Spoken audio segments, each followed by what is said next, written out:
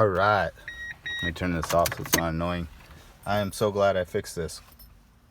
So what I had a problem with the pot on here, the volume knob, when I would turn it up, the volume would just spike up crazy, or it would actually dip down. When I turn it down, it would go way up and blast me out. So what I did is I found another radio and took off the faceplate here, which just involves kind of maneuvering some little clips as you get it off. And then there were 5 screws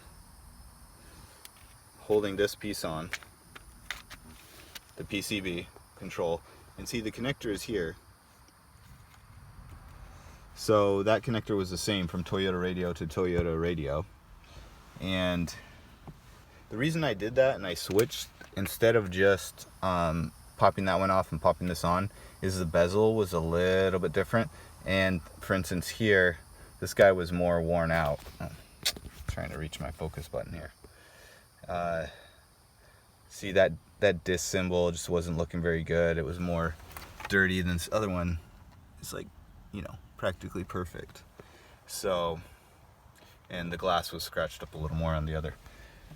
So yeah, anyways, I am so glad it worked. And even though they have 2 different part numbers, this one's, I'm gonna focus in again, boink, 16855, and this one was 16845. Still functioned with the back end of the radio, and works great. So now I'm going to pop this guy back in, which is another reason why I'm doing this video, to show you how to get a Toyota stereo out of a Tundra, or any other for that matter, but for this one specifically. So there's 4 10 millimeter head bolts, and this will pull out, and then you can pull off the antenna and the connectors. The reason I couldn't swap the whole radio itself with the other one I got is because the connectors on the back side were actually different. So anyways, then this piece here that contains the vents and so forth, you have to pop this out. So I'm going to pop it in and show you where the screws go. But it just easily pops back in. And the way I get it out is first pull off these guys. They pull straight off from here, here, and here. And then there's screw holes, screws there, Phillips, boink, these guys go in there. And then there are 2 hidden ones up in here. To focus here, one there. See, you just tilt this back, and then you'll find them in there. So once you have those out, you can get one hand on each side like this and kind of pull and pop this.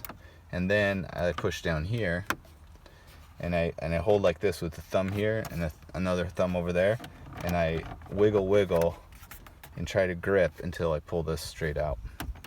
So now it's going back in. I'm going to replace the screws and then put the knobs back on, and this guy is good to go. And just one more thing, one more little item fixed that the next owner of this Tundra will appreciate, because you know, especially when you're buying a truck for this much that's this old, you don't want to have annoying problems like your radio not being able to turn up or turn down.